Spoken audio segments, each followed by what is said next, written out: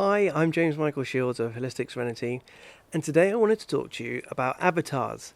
No, not the movies from James Cameron and the big blue people.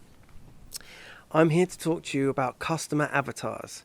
Now, what this is essentially it's a characterization of your ideal customer. Now, this is really super important for your business because what you need to understand is who is your ideal client? Who do you really want to work with? And what are their pains? What are their problems? And how do you solve them? Because the more you know about who your ideal customer is, who your avatar is, the more you'll know where to find those sort of people, how to talk to them in their language, how to provide a service or a product that is exactly what they want and need, and how to sell it to them, where to find them, how to really convince them that you're the best option for them. So the more you know about your customer avatar, the more you're able to find more of them, sell more, optimize your services, do better services, and really, your business will take off. It's the fundamental building block of marketing. So the other day I spoke about the fundamental building blocks of business, which marketing is one of them. Well, this is literally one of the first breadcrumbs on the trail to building a super-powered marketing machine for your business. And no matter whether you're a sole trader, whether you've got a team of people, whether you're doing this or your business on the side and you want to try and get some clients, the one question I get asked time and time again when people are joining this group is, how do I get clients? I want more clients. Well, if you know who your ideal client is, you'll know where to find more of them, you know how to talk to them, you'll know the kind of offers that will resonate with them, you know the kind of services that they want to get from you, and you'll know how to speak to them about it, and you'll know how to close those sales.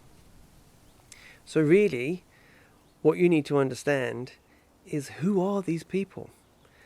Now, if you already have some customers and some clients, then talk to them. It's as simple as that.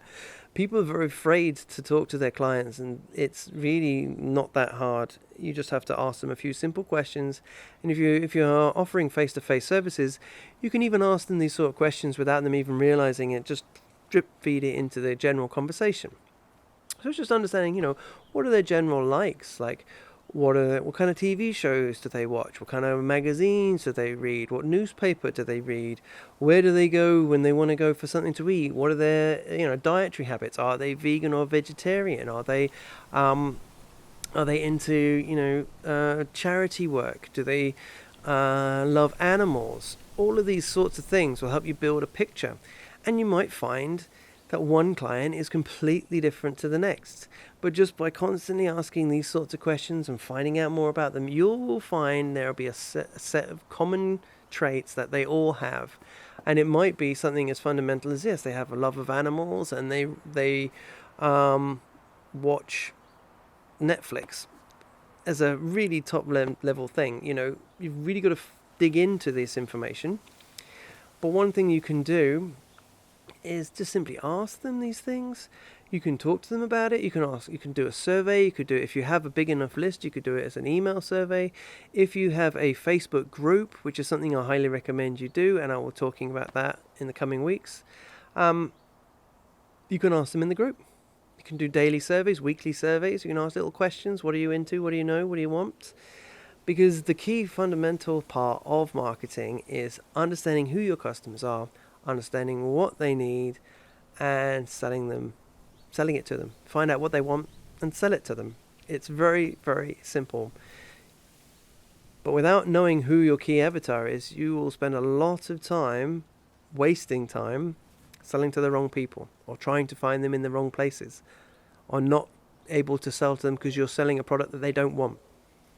So you have to try and find out what are the main reasons they come to see you. So when someone comes to you, you'll have a vague idea or a general idea, or you should have a very crystal clear idea of what people come to see you for, because they'll talk about it. Keep a note. You don't have to keep their information, keep it completely anonymous. I would recommend keeping everything anonymous, but build out a customer profile. How old are they generally? What sort of sex are they?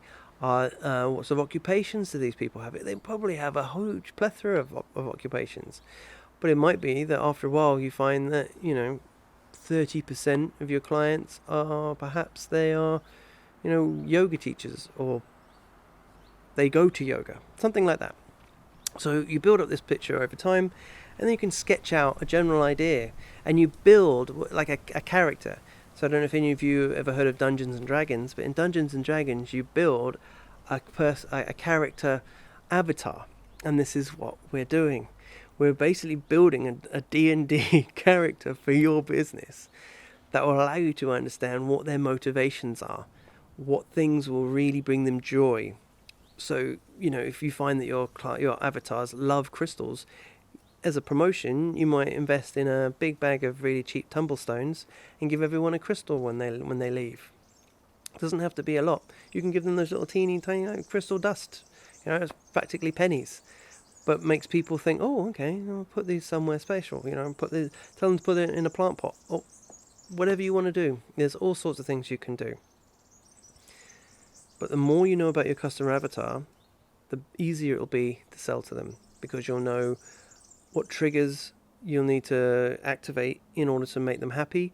And the same thing if they've got like pains and upsets.